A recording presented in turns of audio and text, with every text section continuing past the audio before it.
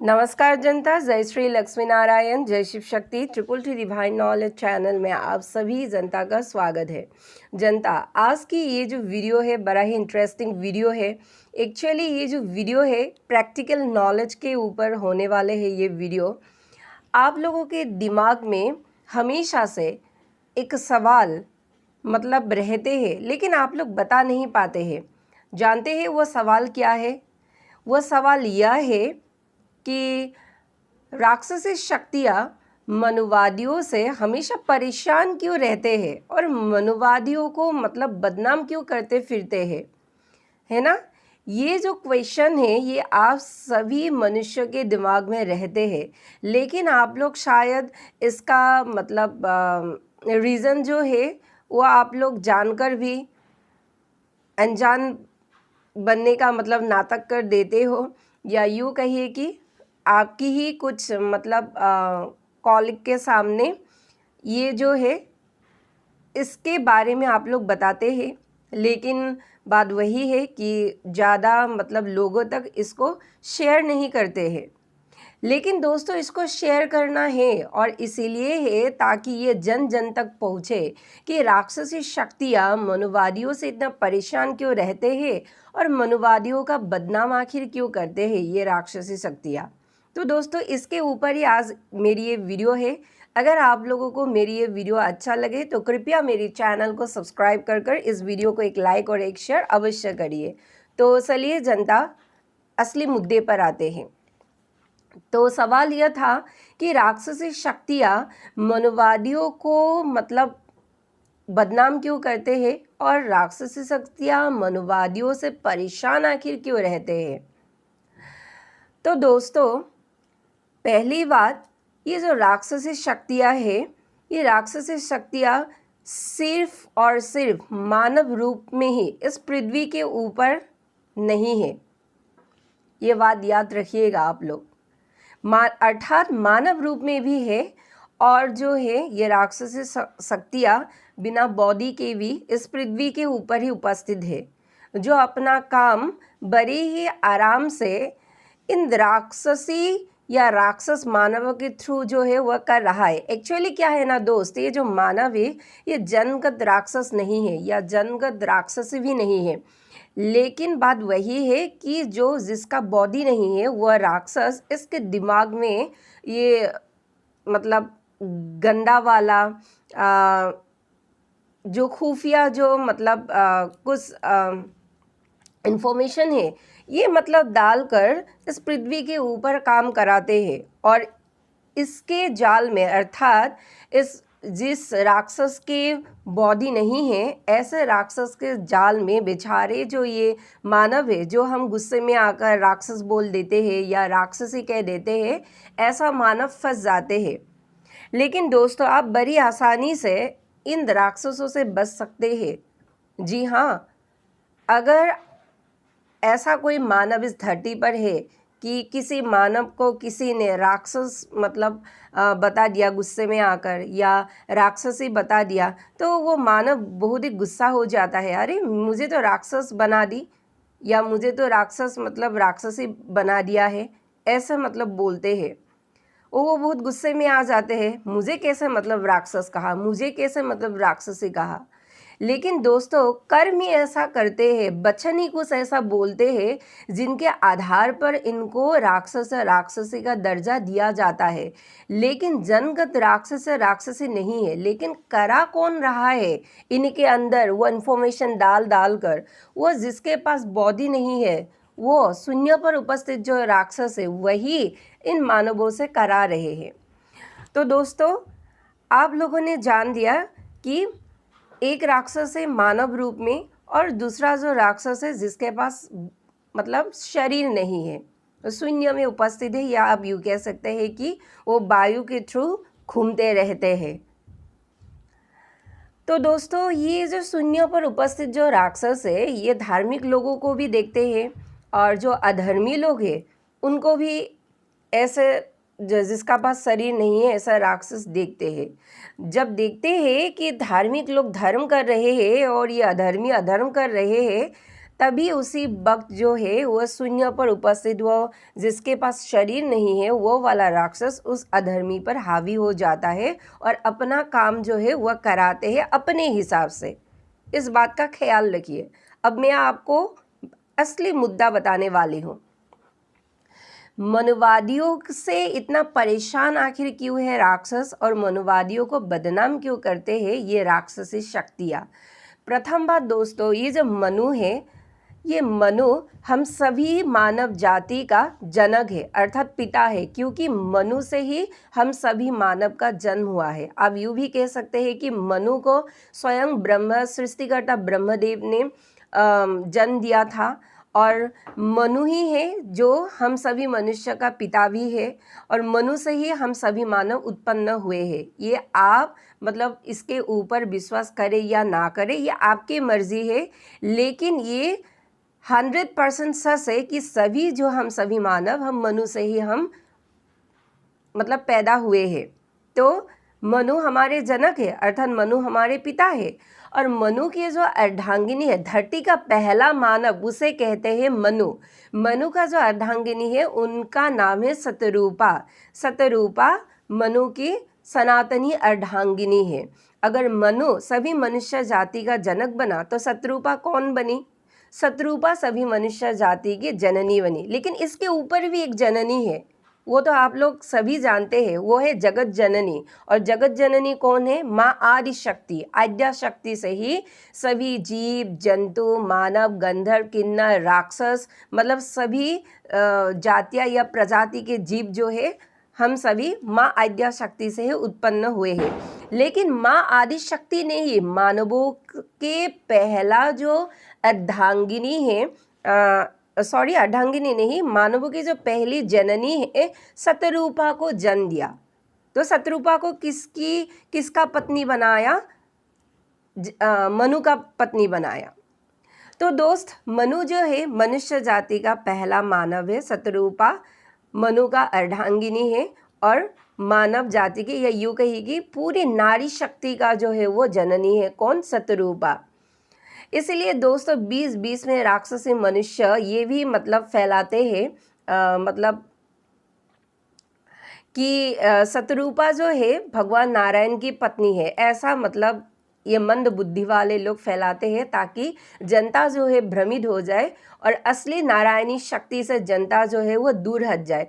क्योंकि दोस्तों इन राक्षसी शक्तियों को डर है कि अगर लोग जन अगर महालक्ष्मी की एनर्जी से जुड़े, माता महालक्ष्मी की एनर्जी से जुड़े, तो माता महालक्ष्मी स्वयं जो है वो माँ आदि शक्ति का ही महामाया रूप है। अगर उनसे जुड़ जाए मनुष्य की एनर्जी तो सभी मनुष्य सात्विक हो जाएंगे। और राक्षस ये नहीं चाहते हैं कि पृथ्वी के ऊपर सभी मनुष्य जो हो सात्विक हो जाए।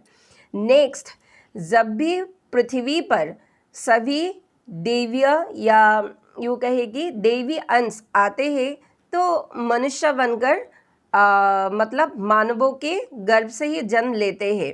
इसीलिए महालक्ष्मी को अर्थात माता महालक्ष्मी को मनु कन्या भी कहा गया है। लेकिन मनु से माता महालक्ष्मी उत्पन्न नहीं हुआ है, इस बात को समझिए। मनु जो है मनुष्य का जनक है, लेकिन वो देवी अंश जब मनुष्य बनकर आते हैं तो हुआ क्या? मनुष्य का ही तो मतलब अंश निकला, वो देवी ताकत भी, तो वो मानव रूप में भी तो मतलब मानव रूप में ही तो आएगा। तो इसीलिए दोस्तों माता महालक्ष्मी को मनु कन्या कहा जाता है।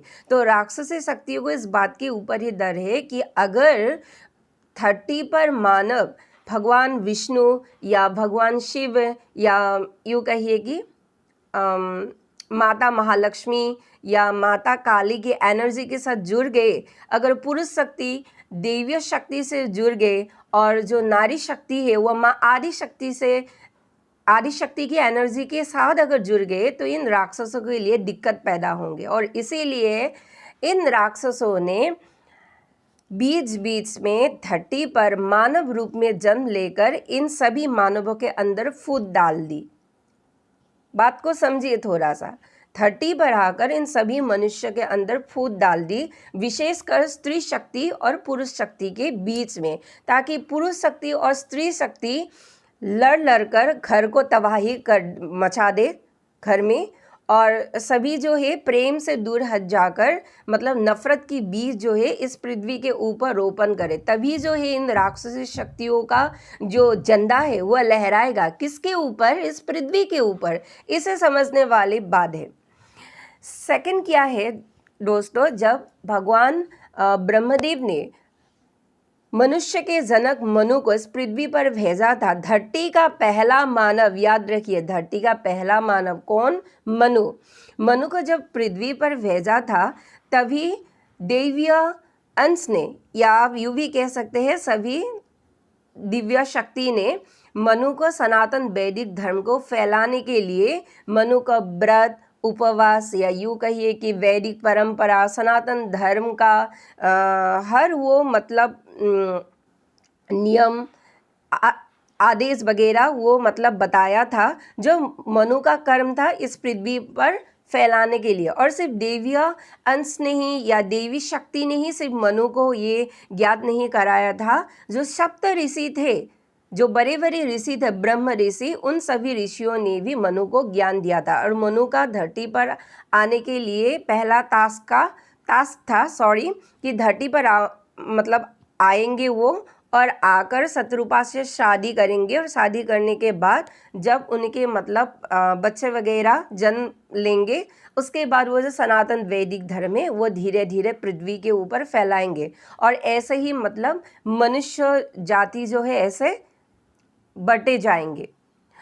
तो दोस्तों राक्षसी शक्तियों को इस बारे में पता चल गया, और पता चलने के बाद ही राक्षसी शक्तियों ने बीच बीच में मनु को बहुत ही परेशान किया, लेकिन देवी शक्ति के मतलब आशीर्वाद से मनु जो है वह हर वक्त बच गए। अभी सनातन वैदिक धर्म का प्रचार किया मनु ने अच्छी तरह, और धरती पर जितने भी मानव था वह सनातन वैदिक धर्म को फॉलो भी मतलब अच्छी तरह से मतलब करते आ रहे थे। लेकिन दोस्तों क्या हुआ, राक्षसों ने देखा कि धरती पर तो मतलब ये जो सनातन वैदिक धर्म है ये फैल गया, अगर ये और ज़्यादा मतलब फैल जाते हैं तो राक्षसी शक्तियों का अस्तित्व हमेशा हमेशा के लिए गायब हो जाएंगे। और इसीलिए दोस्तों राक्षसों के बीच में गुस्सा जो है वो मतलब जाग उठा, और गुस्से में आकर वह स्वर्ग लोग बीच बीच में स्वर्ग लोग, बैकुंठ लोग, शिव लोग, वो ब्रह्म लोक में भी पहुंच जाते हैं। उन जगहों पर आधिपत्य मतलब बसाने के लिए, जी हाँ दोस्तों, आधिपत्य जमाने के लिए मतलब बसाने के लिए उस जगहों पर भी पहुंच जाते हैं। ब्रह्मलोक से ब्रह्मदेव को ही निष्कासित करने का प्लान जो है वो असुरों ने मतलब बीच बीच में मतलब बनाए थे। बैकुंठ लोक में नारायण, विष्णु और माता महालक्ष्मी को निकालने का भी प्लान बनाया था। शिव लोक को मतलब तहस नहस करने का भी प्लान बनाया था। लेकिन आप सोचिए कि पंगा किससे ले रहे हैं? बैकुंठ के स्वामी स्वयं श्रीहरि विष्णु नारायण से पंगा ले रहे हैं।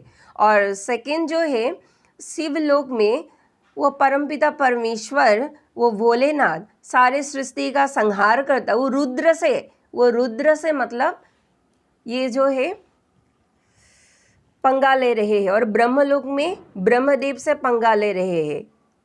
तीनों देव क्या कम थे, और उनके अर्धांगिनी भी थी। त्रिदेवी और त्रिशक्ति ने मिलकर मनु को बचाया, और मतलब सनातन वैदिक धर्म को बढ़ाने के लिए भी इन शक्तियों ने काम किया।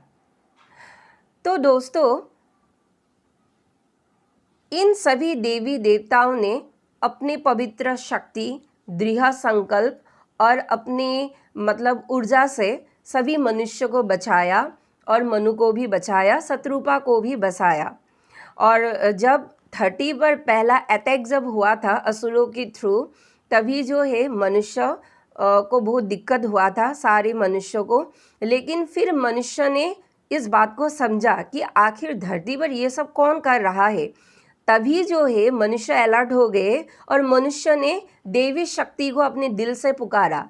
और इतना जोर जोर से पुकारा कि देवी शक्ति की मनुष्य की अंदर की जितनी भी मतलब वेदना है, जो दुख है, जो ईश्वर को बुलाने का जो एक तरफ होते हैं, ये जो तरफ है, ये तरफ मतलब देवताओं तक पहुंचा।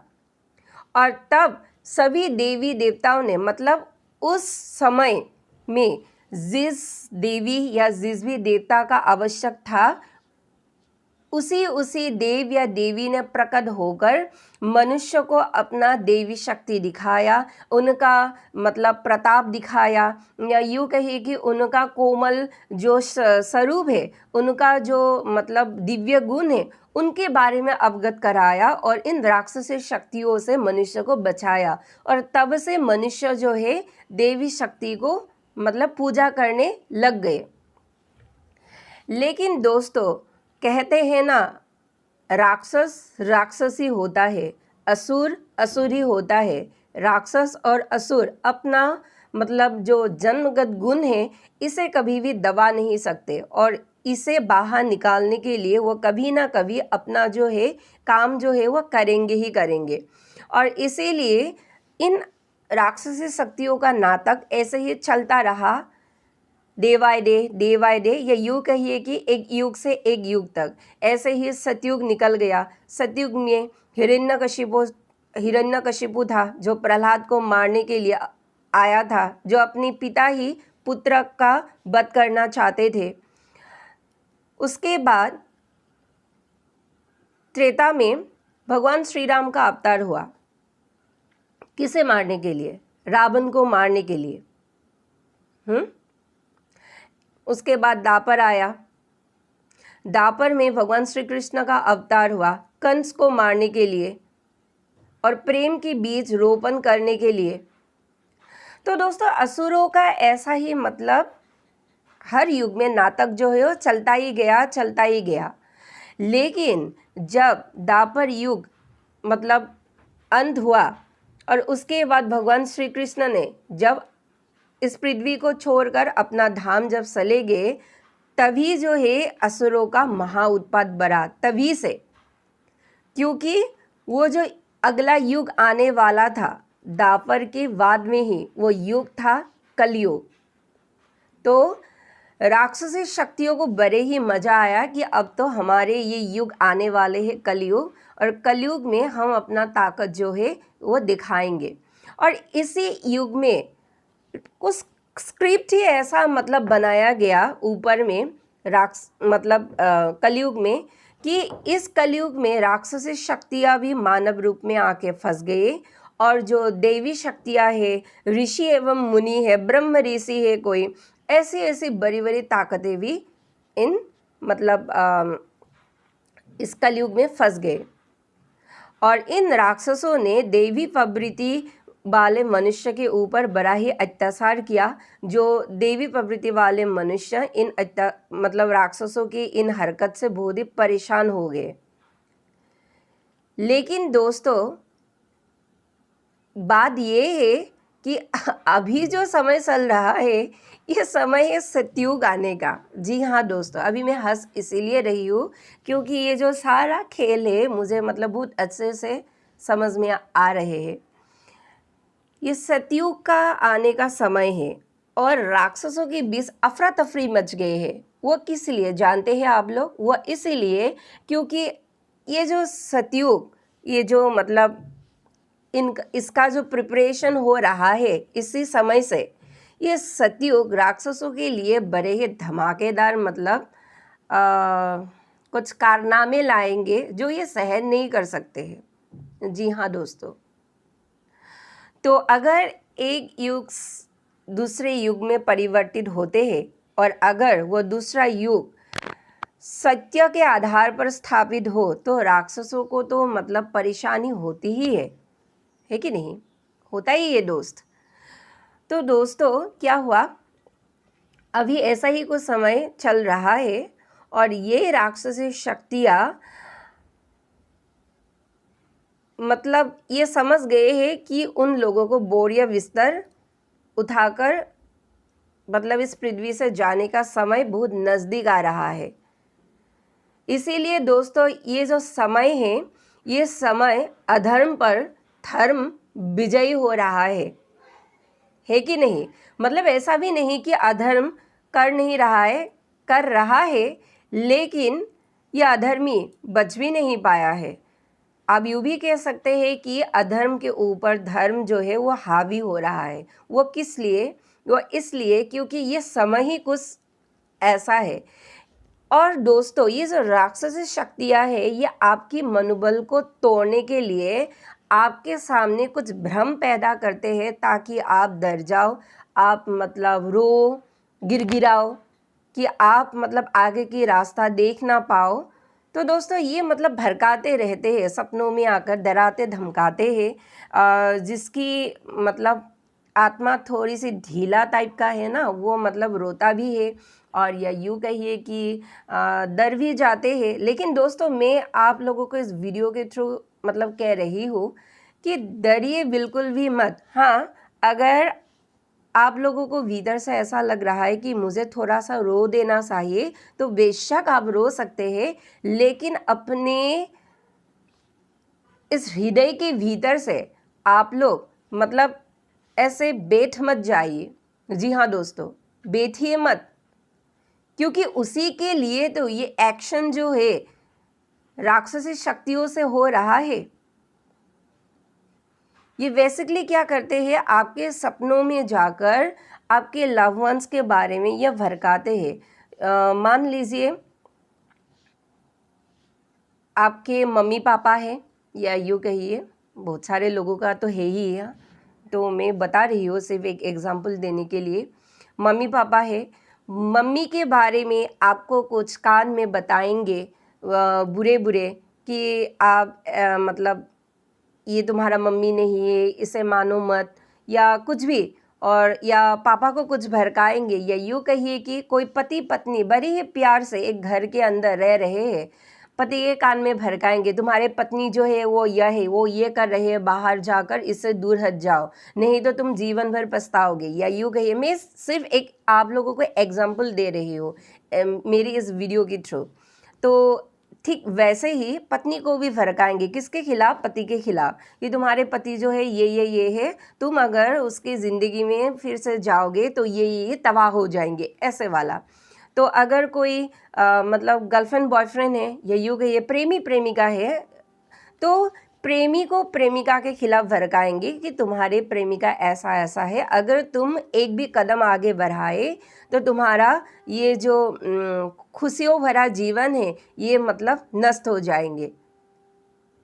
तो प्रेमी को भड़काते हैं प्रेमिका के खिलाफ, और प्रेमिका के सपने भी आते हैं ये राक्षसी शक्तियाँ, और भड़काते हैं कि तुम्हारे प्रेमी जो ये बदमाश है, ये ऐसा है वैसा है, इसका चरित्र जो है ढीला है, या यूँ कहिए कि अगर तुम इसके ज़िंदगी में जाओगे दोबारा, तो तुम्हारे साथ कुछ ऐसा ऐसा हो जाएगा, और तुम मतलब इसको मतलब जेल में डाल दोगे, या कुछ भी मतलब बकते हैं ये राक्षसी शक्तियाँ। किसके थ्रू? आपकी ही सपनों में आकर ये मतलब भड़काते हैं ये राक्षसी शक्तियाँ, और आप डर जाते हैं। कभी कभी ऐसा भी दृश्य दिखाई देता है।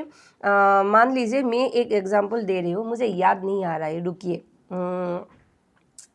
हाँ, ऐसा भी हो सकता है कि मान लीजिए आप पापा मम्मी के साथ रहते हैं, मतलब आप पेरेंट्स के साथ रहते हैं। अपने सडन देखा सपने में कि आपकी पेरेंट्स जो है एक मतलब कतार लेकर खड़े हैं, किसे मारने के लिए? आपकी ही मम्मी को मारने के लिए। सपोज मैं जस्ट एग्जांपल दे रही हूँ, आपकी ही मम्मी को मारने के लिए ये मतलब खड़े हो रहे हैं, और आपने सपने में देखा कि आपके मम्मी को जो है पूरा वो कतार से आपके पापा ने पूरा काट दिया, गला काट दिया है, तो डेड। मतलब आप सपने में काँप उठेंगे कि ये मैंने क्या देखा। सुबह जो है आपके दिमाग सकरा जाएंगे कि मैंने अभी अभी क्या देखा, क्योंकि कोई कोई लोग ऐसे भी मानते हैं कि सपना जो है वह सच हो जाता है। अरे सभी सपने सच नहीं होते, सिर्फ ब्रह्म मुहूर्त के सपने ही सच होते हैं। लेकिन कभी कभी ऐसा भी होता है जब आप कुछ नकारात्मक भाव मतलब सोच कर जब रात के समय में सोते हैं, रात के समय में जब सोते हैं, और तभी दूसरे दिन ही ब्रह्म मुहूर्त में आपको ये नकारात्मक शक्ति आपको कांटेक्ट कर सकते हैं। किसके थ्रू से? ड्रीम के थ्रू से। लेकिन जनरली जो है ये ब्रह्म मुहूर्त में देवी शक्तियाँ ही कांटेक्ट करते हैं। एक बात, ये बात भी याद रखिए, देवी शक्तियाँ ही कांटेक्ट करते हैं ब्रह्म मुहूर्त में। लेकिन कभी कभी ऐसा भी होता है, अगर आपकी एनर्जी बहुत ही नकारात्मक है, आप हर दिन नकारात्मक सोचते हैं और ऐसे ही नकारात्मक मतलब सोच विचार कर कर आप मतलब सो गए थे, तो दूसरे ही दिन ब्रह्म मुहूर्त में आकर ये राक्षसी शक्तियाँ आपसे कनेक्ट करेंगे और ऐसा ऐसा मतलब विकराल सपना जो है दिखाएंगे, ताकि आप जो भी अच्छे कर्म कर रहे हैं उससे आप हट जाए।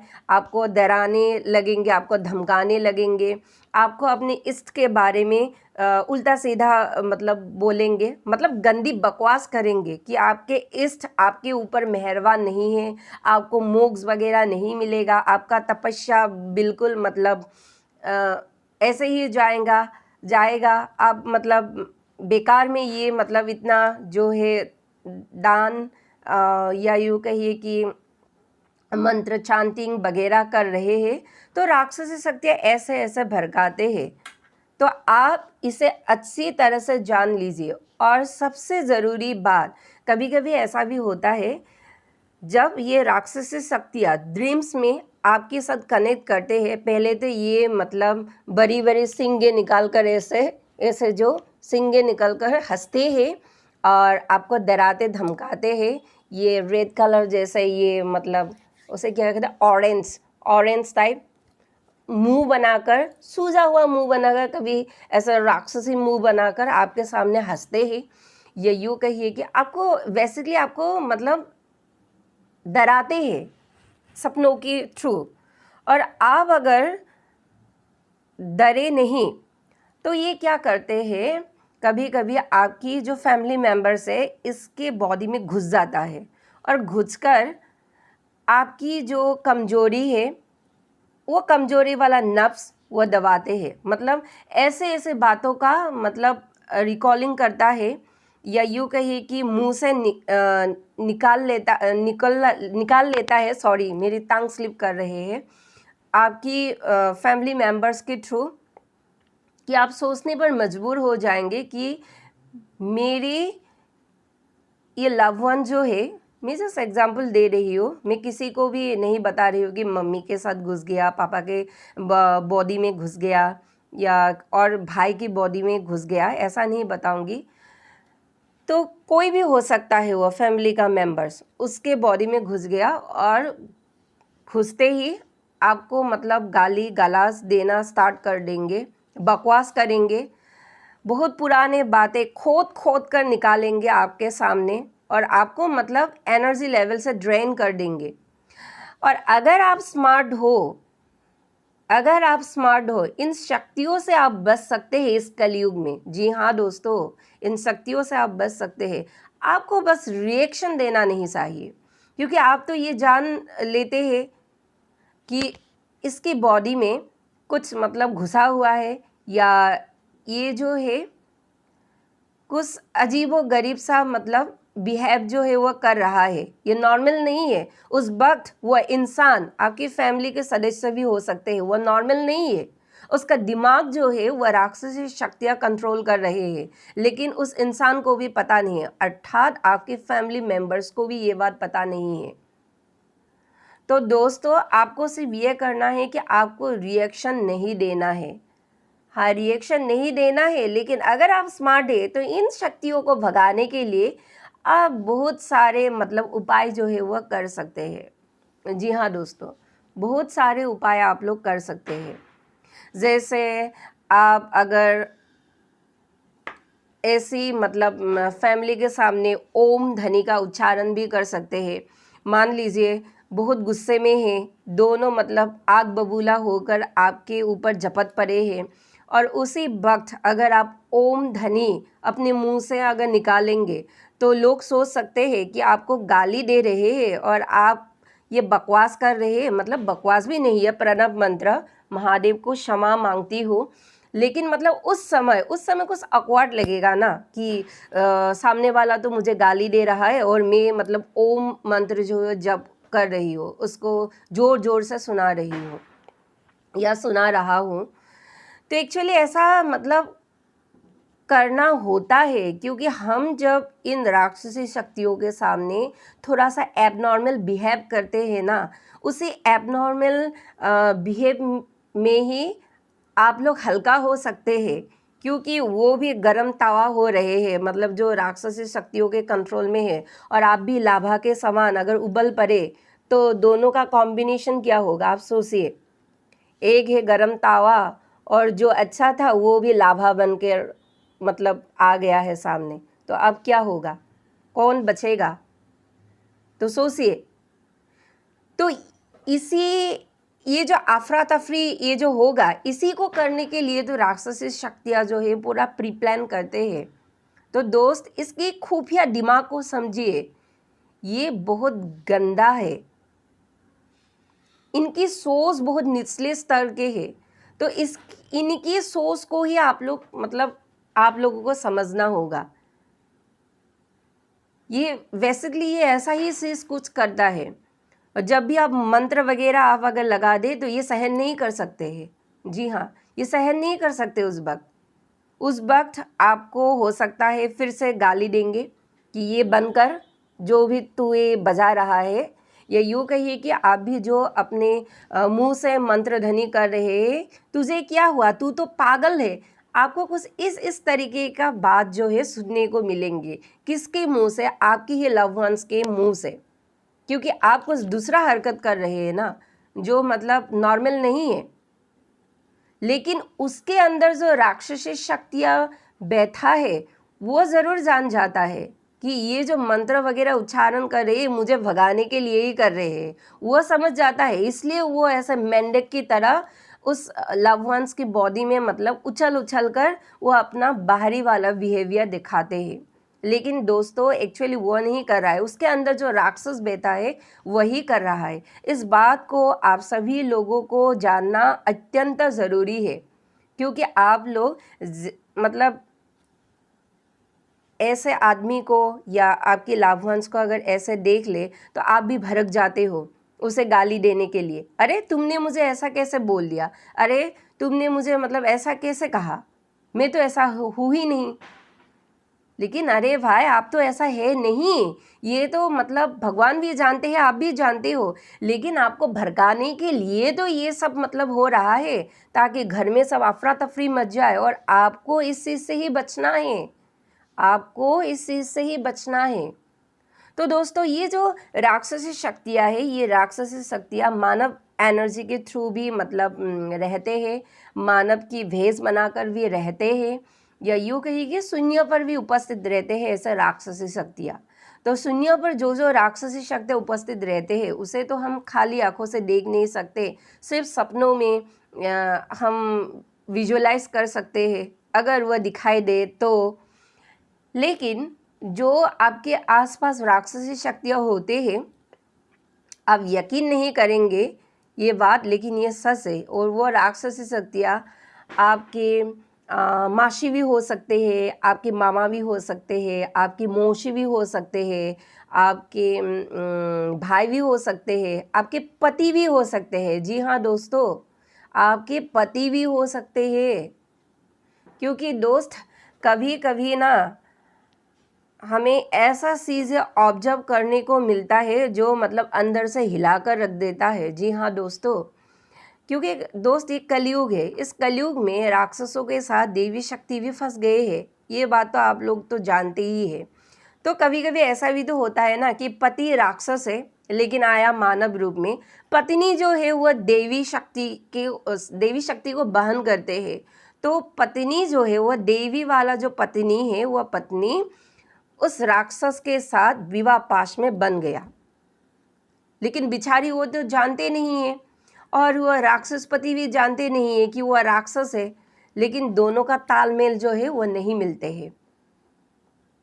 तो पति ज़्यादा कंट्रोलिंग होता है और बीच बीच में पत्नी भी कंट्रोलिंग होता है, दोनों के बीच मतलब सामंजस्य नहीं रहते हैं। मतभेद उत्पन्न होता है। और कभी कभी ऐसा भी होता है कि अगर ऐसे कोई राक्षस शक्ति के साथ या राक्षसी शक्ति के साथ अगर कोई स्त्री शक्ति फंस जाए उनकी ही पत्नी बनकर, तो दोस्तों वो जो राक्षस, वो जो डेविल वाला इंसान है, एक वक्त के बाद या एक एज के बाद वो भी जानते हैं कि उसका आधार क्या है, अर्थात वह राक्षस है या मानव है, वो भी जानते हैं। लेकिन वो अपने पत्नी को बताते नहीं हैं। उसका भी एक रीज़न है, अगर बताएंगे तो पत्नी तो भाग जाएंगे, कौन रहेंगे एक राक्षस के साथ, बोलिए। और कभी कभी ऐसा भी होता है कि बताते नहीं है, लेकिन कर्म ऐसा करता है, पूरा राक्षसी कर्म है उसका। तो अगर कोई भीतर से अलर्ट है तो ऐसे इंसान को मतलब भाप सकते हैं। इसलिए दोस्तों ये जो समय है, इस समय को थोड़ा सा अपने अंदर जागृति लाइए। और इसीलिए दोस्तों हमारी वीडियो की जो मुख्य जो मतलब मुद्दा है वो यह है, इसीलिए दोस्तों राक्षसी शक्तियाँ मनुवादियों से डरते हैं, लेकिन दिखाते नहीं है डरते हैं, लेकिन वो अच्छे से जानते हैं कि ये मनुवादी जो मतलब ये मनुवादी जो है, ये सभी मनुष्य अर्थात मनु का संतान अगर अपने में आ गए तो इन सभी राक्षसी शक्तियों के जीवन में विध्वंस ला देंगे। और इसीलिए जो है ये मनुवादियों को दबाते हैं, कैसे बदनाम कर कर कर, ये यूँ कहिए कि नेगलेक्ट करते हैं। उनकी भाषाओं में मतलब ऐसे वाला भाषा होता है जो आपको नीचा दिखाते हैं, आप वो वीडियो के नीचे देख लीजिए। और दोस्तों अंत में आप लोगों को सिर्फ एक ही बात मैं कहना चाहती हूँ कि इस समय सभी लोग कह रहे हैं ना कि बीजेपी भगाओ, बीजेपी भगाओ, तो मैं इस बात से थोड़ा सा सहमत नहीं हूँ। वह इसलिए बीजेपी के अंदर जो भी लोग हैं सभी तो अच्छे नहीं है। बीजेपी का ऐसा क्या मतलब बात है कि बीजेपी का मतलब थप्पा लग गया तो सब बीजेपी जो है वो अच्छा ही होंगे, नहीं। बीजेपी के अंदर भी राक्षस है, क्योंकि मनुष्य के अभी ये कलयुग चल रहा है ना, इस कलयुग में बहुत सारे लोगों की जो मन बुद्धि वो आसुरिक हो गए हैं, इसीलिए बीजेपी के अंदर भी राक्षस है।